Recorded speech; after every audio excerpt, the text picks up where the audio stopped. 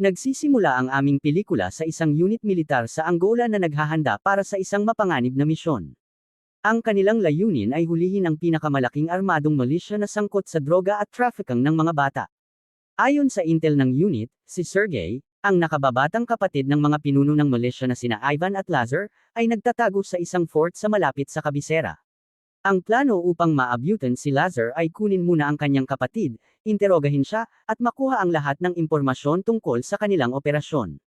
Ang leader ng unit ay si Riggs. Ipinaliwanag niya ang buong plano at sinabi sa kanila na ang operasyon ay hindi opisyal na naitala. Wala nang nakakaalam tungkol sa misyon na ito, kundi sila lamang. Unti-unti nilang nilalapitan ang lugar hanggang sa mapasok nila ito.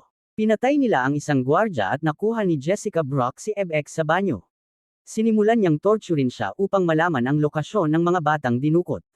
Ngunit narito ang kakaibang bahagi. Natagpuan ni Riggs ang lugar na tahimik.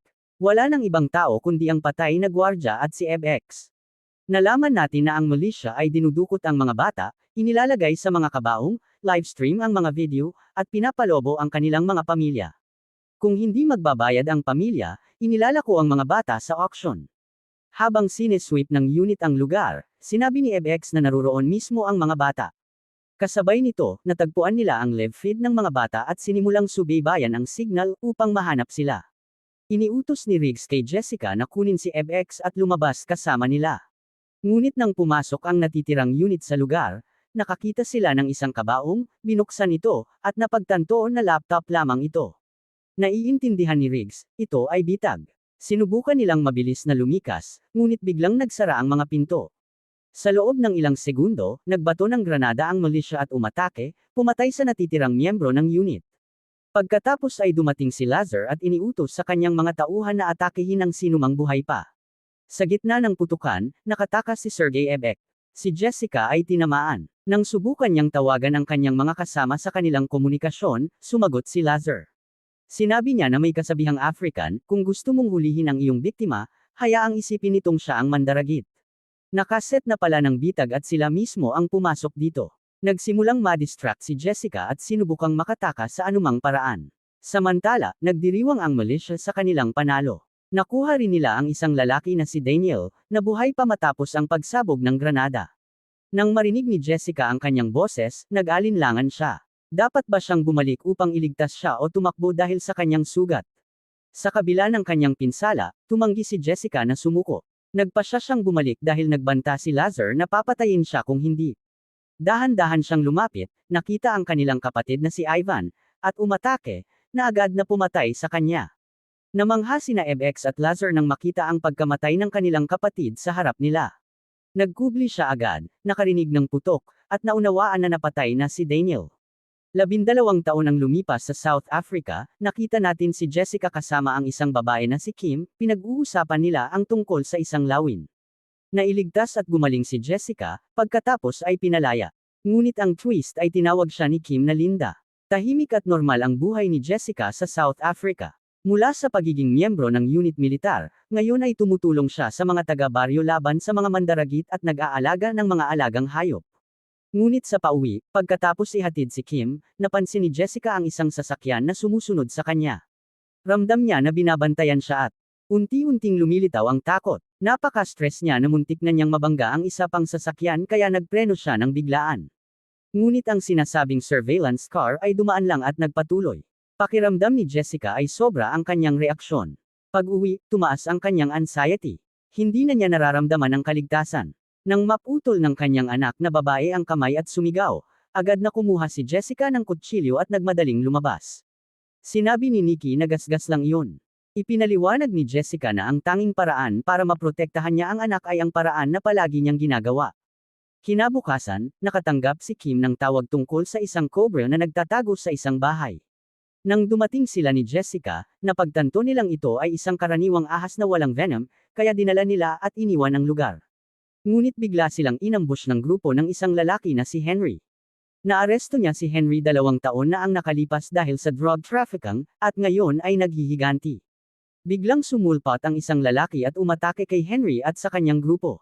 Si Daniel ito, ang dati niyang kasamahan sa militar, ang akala niyang patay na. Niyakap niya ito, hindi makapaniwala na buhay pa ito. Sinabi niya kay Kim na dalhin ang mga kagamitan sa bahay at manatili kay Nikki hanggang makabalik siya. Nagulat si Nikki na may mga kaibigan pala ang kanyang ina bukod kay Tita Kim. Umupo sina Jessica at Daniel upang pag-usapan ang nangyari pagkatapos ng operasyon. Nalaman natin na nagkaroon sila ng relasyon bago ang misyon. Sinabi niya na nagising siya sa isang ospital habang ini-interrogate ng isang pulis sa Angola. Nang gumaling siya, nakakulong siya ng 12 taon sa Lawande Prison. Dito, nakilala niya ang ilang gang na sa kalaunan ay nagtiwala sa kanya at tinulungan siyang makatakas. Sinabi niya na hinanap niya ang anumang tala tungkol sa kanilang misyon, ngunit wala siyang nahanap. Tama si Riggs. Hindi na itala ang operasyon. Tinanong niya ang tungkol sa buhay ni Jessica, kung siya ba ay nag-asawa o nagkaanak. Ngunit nagsinungaling siya, sinabing nag-iisa siya at maayos ang kanyang buhay. Pagkatapos, tinanong niya kung paano siya natagpuan. Sinabi niya na alam niya na isa sa mga paboritong alias ni Jessica ang Linda Harper. Hinanap niya ang pangalang iyon sa mga record hanggang sa matrace siya. Nagsimula si Daniel na kausapin siya tungkol sa kanilang dating relasyon, ngunit sinabi ni Jessica na matagal na iyon at tinanong kung ano ang gusto niya. Sinabi niya na kailangan siya ng gang na naglabas sa kanya upang masaklian ang pabor. Gusto nila ang tulong niya para makuha ang isang high-value target sa Congo. Sinubukan niyang mag-decline ng maayos, sinasabing hindi na siya ang taong dati at hindi makakatulong. Sinabi niya kay Daniel na iwan ang kanyang numero at tatawag siya para sagutin ito. Ngunit kasabay nito, nagte-text siya sa kaibigan niyang si Kim. Nang igiit ni Daniel na gusto niya ng sagot ngayon, iginiit ni Jessica na kailangan niyang umalis. Iniwan niya ito, sumakay sa kanyang kotse, nanginginig at natatakot, at sinubukang tawagan agad si Kim, ngunit may lumitaw sa likod niya at sinimulang dikitan. Lumabas si Daniel sa likod niya, kasunod ang natitirang gang. Kinuha nila si Jessica at mabilis na umalis, ngunit bumagsak ang mukha ni Daniel sa pagkakita ng isang larawan ni Jessica at ng kanyang anak sa background ng kanyang telepono. Dinala nila siya sa isang armadong kampo at ang malaking sorpresa, ang lalaking lumitaw ay si Lazar, ang pinuno ng milisya mula 12 taon na ang nakalipas. Sinabi niya na hindi niya nakalimutan si Jessica at matagal na niya itong hinahanap. Pinapaalala niya sa kanya na hindi niya malilimutan ang pagpatay niya kay Ivan. Ang mas malaking gulat, si Daniel pala ay kasama na nila mula pa noon. Pinagtaksilan niya si Jessica at ipinasa sa kanila. Sinimulang purihin ni Lazar ang mga nagawa ni Ivan, ang mga proyekto at mga bahay na kanyang binuksan, sinasabing pinutol ng aksyon ni Jessica ang lahat ng tulong na dati niyang ibinibigay. Dumating si Sergey Ebek at lumapit kay Jessica. Sinumpa siya nito, sinasabi na namatay ang buong team niya dahil sa kanya. Nilinaw ni Lazar, hindi lahat ay namatay, ibig sabihin si Daniel. Sinimulang dikitan ni Lazar si Jessica at sinabi na haarasan, hihiwa-hiwain, at susunugan siya hanggang humingi siya ng kamatayan. Hindi siya mamamatay hanggat hindi niya pinapayagan. Iniwan siya sa kanyang mga tauhan para maglibang, at lumabas. Upo si Daniel sa malapit, naninigarilyo at halatang stressed. Lumapit si Lazar at sinabihan siyang huwag kalimutan na iniwan siya ni Jessica para mamatay at tumakas. Pinapaalala niya kay Daniel na iniligtas niya ang buhay nito at pinanatili sa kanyang mga tauhan sa loob ng 12 taon. Binibigyan niya si Daniel ng pahintulot na kausapin si Jessica at tanungin kung bakit niya ginawa iyon. Ngunit sinabi ni Daniel na kailangan muna niyang ayusin ang kanyang iniisip.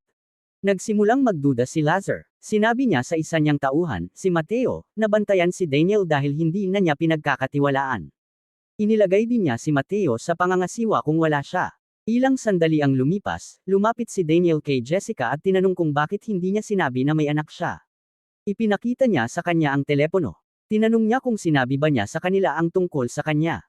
Tiniyak niya na hindi at sinabi na kung sinabi niya sa kanya mula pa sa simula na may anak siya, hindi niya ito gagawin. Nakiusap si Jessica na tulungan siya at tawagan ang pulis, ngunit sinabi niya na walang cell service sa buong lugar. Ang pinakamalapit na punto ay milya-milya ang layo. Pagkatapos, sumabog siya sa galit kay Jessica. Sigaw niya na wala siyang ideya kung paano niya naranasan ang 12 taon na iyon na pakiramdam ay pinagtaksilan siya matapos siyang iwan. Sinabi niya na karapat-dapat siya sa nangyayari sa kanya ngayon. Binasag niya ang isang bote sa balikat ni Jessica, tiningnan siya, at sinipa ang isang piraso ng baso sa kanyang kamay bago lumabas. Sa gabi, sinimulang putulin ni Jessica ang lubad. Nagsasalita si Mateo tungkol kay Jessica, sinasabing siya lang ang babae sa kampo. Upang linisin ang lugar, iniutos niya sa iba pang mga gwardya na magpatrol sa perimeter ng kampo. Pumasok siya sa kwarto ni Jessica at sinubukang atakihin siya, ngunit nakalaya na si Jessica. Inatake niya si Mateo at nang subukang patayin siya nito, mabilis siyang nakatakas. Nagmadali ang buong kampo, kasama si Daniel, patungo kay Mateo. Kaagad na inakusahan ni Mateo si Daniel na tumulong sa kanya at iniutos sa kanyang mga tauhan na arestuhin siya. Nagsimulang tumakbo si Jessica palabas ng kampo papunta sa gubat. Nang dumating si Lazar, gusto ng kanyang asawa na si Sherry na patayin si Daniel, ngunit sinabi ni Lazar na si Daniel ang pinakamahusay na hayop na kanyang napalaki sa loob ng mga taon, at alam niya kung paano hawakan ito. Pinatawag ni Lazar ang kanyang mga tauhan at sinabi sa kanila na binigyan sila ni Daniel ng malaking pagkakataon na subukan ang kanilang kakayahan at habulin si Jessica. Sinabi niya na dapat igalang nila ang kakayahan niya at huwag maliitin. Iniutos niya na magmadali bago makatakas si Jessica mula sa kampo. Nakatayo siya kasama si Sherry at sinabihan siya na manatili sa likod. Walang tiwala si Lazar kundi sa kanya, at lahat ng bayad na gwardya ay hinayaan siyang makalabas. Sa kabila ng pagtutol niya, pumayag siya na maghintay. Napako si Jessica sa isang pako sa kanyang binti at bumagal. Napansin siya ng isa sa mga tauhan ni Lazar na si Vic.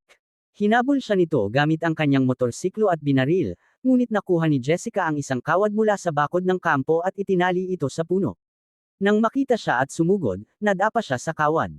Malubha ang kanyang pinsala at unti-unti nang namamatay. Bumalik si Jessica, kinuha ang kanyang mga botes at bag.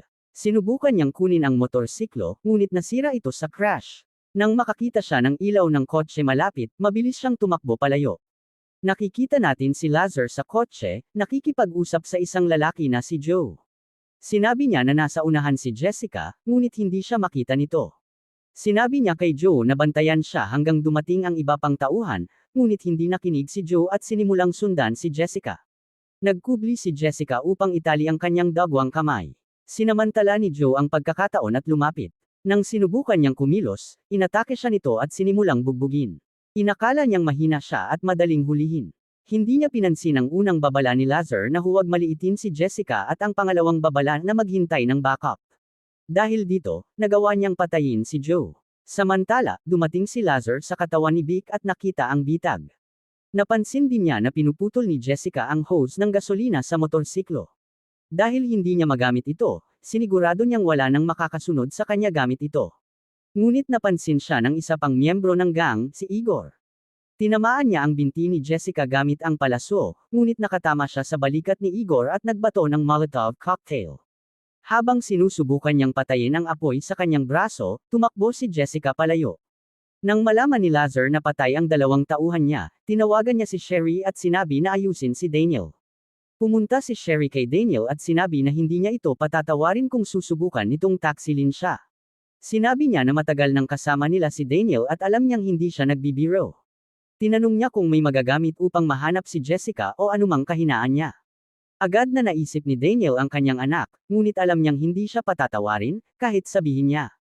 Nagalit siya at sumigaw na sinusundan niya sila sa gubat ng 12 taon, ngunit wala siyang alam tungkol sa kanya sa loob ng 12 taon. Paano niya malalaman ang kahinaan niya? Ngunit matyaga si Sherry at tiyak na marami siyang alam tungkol kay Jessica.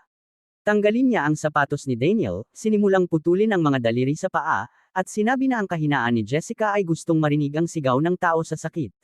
Nakita natin ang isa sa mga tauhan ni Lazar, si M, na nagtatayo ng mga mina sa gubat. Sa umaga, ginaisang niya si Igor, na natutulog sa kotse. Sinabi niya na huwag matulog sa ganitong lugar dahil may nakatakas na mandaragit. Lumayo si Jessica hanggang sa makarating sa isang lumang cabin. Sinubukan niyang linisin at bandage ang sugat sa kanyang binti, ngunit ang dugo niya ay nagbigay ng bakas sa kanila para mahanap ang cabin. Nagkasundo sina Igor at M na palibutan ang cabin. Pinanood niya sila hanggang makita niyang bumukas ang pintuan ng kotse sa labas. Tumakbo siya papunta rito, ngunit napagtanto niyang bitag ito, at sinimulang barilin siya ni Igor mula sa kotse. Bumalik si M at sinimulang barilin ng walang patumangga. Kasabay nito, sinusubukan ni Igor na patayin siya gamit ang sniper rifle, ngunit gaya ng dati, mali ang pagtingin ng mga tauhan ni Lazar kay Jessica. Sinabi ni M kay Igor na itigil ang pagbabaril sa kanya. Nagalit si Igor at pumutok muli. Sumabog ang buong kotse, sinunog si M. Sa kabutihan ni Jessica, malayo siya sa kotse. Nang makita niyang lumabas si Igor, mabilis siyang kumuha ng palaso sa lupa, ngunit nauna siyang nahuli ni Igor. Sinabi nito na akala niya mababayaran niya ito gamit ang palaso. Sinabi niyang, hindi siya mamamatay sa isang palaso at sinira ito. Nang lumingon ito upang kunin ang kanyang baril, inilabas ni Jessica ang crossbow na nakuha niya at pinatay si Igor. Ginamit ni Lazar ang usok mula sa kotse upang tukuyin ang lokasyon nila at mabilis na nagtungo doon. Buhay pa si M at sinabi kay Lazar na nakatakas si Jessica sa direksyon gamit ang kanyang hatchback. Matapos makuha ni Lazar ang lahat ng impormasyon, pinatay niya si M. Nagsimulang mabalisa si Sergey. Sinabi niya kay Lazar na itigil ang habulan, sabi niya aabot din si Jessica sa lungsod sa loob ng 1 oras at kailangan nilang putulin ang kanilang pagkalugi at linisin ang lugar. Ngunit tumanggi si Lazar, iniisip niyang duwag si Sergey at sinabing wala silang natalo para putulin. Habang nagmamaneho si Jessica, tinawagan siya ni Sherry. Pinakinggan niya ang boses ng anak niyang si Nikki. Sinabi nito na nahanap niya si Nikki sa pamamagitan ng telepono. Matapos toruhin si Daniel, pagkatapos suriin ang mga mensahe ni Jessica kay Kim, nahanap niya ang bahay ni Jessica. Sinabi rin niyang pinatay niya si Kim upang walang humanap sa kanya o sa kanyang anak. Nababahala si Jessica. Natupad ang kanyang pinakamalaking takot at hindi niya alam ang gagawin. Pumapasok si Lazar. Sinabi niya na kailangan niyang bumalik sa kampo ngayon o papatayin nila si Nikki. Tiniyak niya na ayaw niyang saktan ang bata, ngunit hindi siya naniniwala. Pinilit siyang bumalik upang iligtas ang anak. Pagdating sa kampo, muling sumiklab ang tensyon nina Sergey at Lazar. Galit si Sergey na dinukot ang babae. Gusto ni Lazar na tumigas si Sergey dahil nakita niyang malambot siya, kaya lang nakakahuli ng hayop. Siya lang sagang ang hindi pa nakakapatay ng tao. Pagkatapos, iniabot ni Lazar kay Sergey ang sandata ni Ivan at sinabi na kailangan niyang patayin si Jessica upang maghiganti sa kanyang kapatid. Sinabi niya na kailangan niyang ipakita sa lahat ng gang na ang pamilya Ebek ay hindi nakakalimot sa utang. Sa wakas, sinabi niyang maging isang lalaki na sa isang pagkakataon. Nakalok si Nikki sa tabi ni Daniel. Kalmado niyang inilabas ang sigarilyo at tinanong kung may lighter siya. Sinabi ng bata na 11 siya at hindi naninigarilyo, kaya humingi siya ng paumanhin. Napansin niya ang military chain na suot ng bata at tinanong tungkol dito. Sinabi ng bata na ginawa ito ng kanyang ina bilang parangal sa kanyang ama. Sinabi niya na sinabi ng ina na nagsakripisyo ang ama para iligtas sila bago pa man siya ipinanganak. Sa sandaling iyon, na-realize ni Daniel na nagkamali siya. Naintindihan niyang anak niya ang bata at nagawa niya ang pinakamalaking pagkakamali sa buhay niya sa paglagay sa panganib ng mga dating kasintahan at anak. Tinanong niya kung pwede niyang itago ang chain.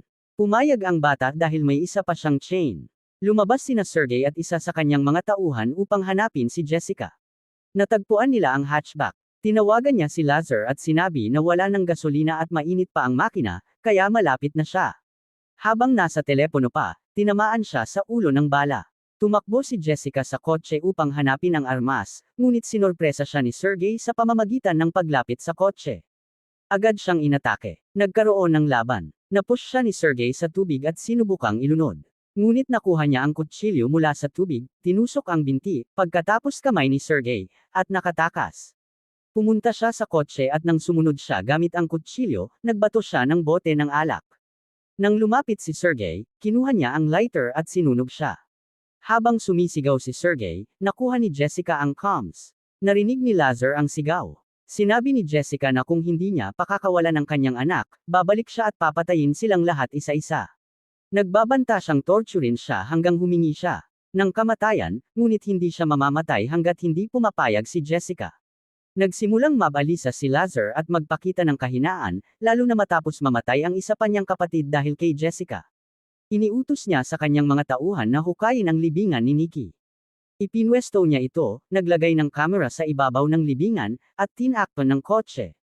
Sinabi niya kay Jessica, ito ang buhay ng anak mo kapalit ng buhay ng kapatid ko. Pinanood ni Daniel ang anak na inililibing, hindi makagawa ng anuman. Pumunta si Sherry kay Lazar at sinabi na huwag magalit. Si Sergey ay mamamatay din dahil mahina siya. Galit na galit si Lazar at muntik siyang hampasin si Sherry, ngunit sinabi nito na hahanapin niya si Jessica. Nang igiit niyang siya ang pupunta, sinabi niya kay Mateo na maghanda, ngunit sinabi ni Sherry na nasa loob ang susi ng kotse. Nang kunin ni Lazar ang susi, narinig niyang umaalis na ang kotse. Nang lumabas siya, wala na si Jessica. Habang kumikilos si Jessica, natrap siya sa isang mina sa gubat. Sa kabutihang palad, malayo siya sa sentro ng pagsabog. Sumigaw si Daniel para kay Lazar. Nang pumasok si Lazar, sinuntok siya ni Daniel gamit ang libreng kamay at naitulak sa lupa. Kinuha niya ang mga susi at nilok ang kabilang kamay. Nagkaroon ng mabigat na laban. Malapit na niyang dikitan si Lazar, ngunit nakatakas ito. Sa wakas, sinaksak siya ni Lazar sa tiyan gamit ang dagger. Sinabi niya, ikaw ay isang taksil, hindi bayani, at lumayo. Nagising si Jessica at nakita si Sherry na nagmamaneho at si Mateo sa ibabaw niya gamit ang assault rifle. Agad niyang kinuha ang kanyang armas, nakatakas, nagtago sa likod ng puno, at sinimulang barilin sila hanggang matamaan si Sherry. Tumamba ang kotse. Ang pagkakamali niya ay inakala niyang patay na si Mateo. Iniwan niya ito at pumunta kay Sherry, ngunit sumulpat si Mateo sa likod niya at sinimulang bugbugin. Sinabi niya na ang anak niya ay inililibing at hihukayin niya at gagawin itong biktima. Nakalaya si Jessica, kinuha ang armas, at pinatay si Mateo hanggang sa tuluyang masira ang katawan nito. Pumunta si Jessica kay Sherry, na sugatan at alam na malapit nang mamatay. Nag-alok si Sherry ng truce. Kung ililigtas siya ni Jessica, patatawarin siya ni Lazar, ngunit hindi tanga si Jessica. Nagpasya siyang patayin ito. Tinawagan niya si Lazar at sinabi na napatay niya ang kapatid at asawa nito. Sinabi rin niya na susunod na siya para kay Lazar. Lumiko na ang sitwasyon. Pinatawag ni Lazar ang kanyang mga tauhan. Sinabi niya na paparating si Jessica Brock at armado ito. Binigyang diin niya na dapat manatili sa kanilang lugar at barilin siya sa site. Mabilis niyang kinolekta ang lahat ng gamit, pera, at peking dokumento. Binuksan din niya ang live feed camera na nagmomonitor kay Nikki at sa kanyang libingan upang makita kung nakabaon pa siya. Kasabay nito, dumating si Jessica at sinimulang barilin ang lahat sa kampo. Nakipagtagisan si Lazar, ngunit takot ang nagudyok sa kanya na kunin ang kanyang gamit, sumakay sa kotse, at tumakas. Nakita natin si Daniel na halos hindi gumagalaw. Kinuha niya ang isang rifle at sinimulang barilin ang kotse ni Lazar hanggang tama siya sa balikat. Tinamaan siya ni Lazar gamit ang kotse at natamba sa lupa. Nang makarating si Jessica kay Daniel, itinuro niya kung nasaan nakabaon si Nikki. Nakita niya ang chain sa kamay ni Daniel at na-realize niyang alam nito ang lahat. Mabilis niyang inilipat ang kotse mula sa libingan at sinimulang hukayin upang mailigtas si Nikki. Pumunta si Daniel upang pabagalin si Lazar. Binabaril siya ni Lazar at sinabi, dapat iniwan kitang mamatay sa Angola tulad ng ginawa ni Jessica. Nakita ni Lazar si Jessica na sinusubukang hukayin ang libingan at binaril siya. Nagkubli siya hanggang maubos ang bala ni Lazar, ngunit lumapit ito at patuloy na binaril siya. Nang makita niya ang kamay ng kanyang anak sa ilalim ng lupa, sinubukan niyang hilahin siya, ngunit hinayla siya ni Lazar at patuloy na binaril. Kinuha niya ang rhino horn mula sa bag ni Lazar at pinatay ito gamit nito. Bago mamatay, sinabi niya na hindi siya mahina tulad ng akala ni Lazar. Mabilis niyang inilabas ang kanyang anak at si Daniel. Sumakay sila sa kotse upang umalis. Tinanong ng anak niya kung baka makasalubong pa nila ang iba pang miyembro ng gang sa kalsada. Sinabi ni Jessica na baka, ngunit dapat ipanalangin na hindi nila kailangan patayin ang mga iyon. Dito nagtatapos ang pelikula.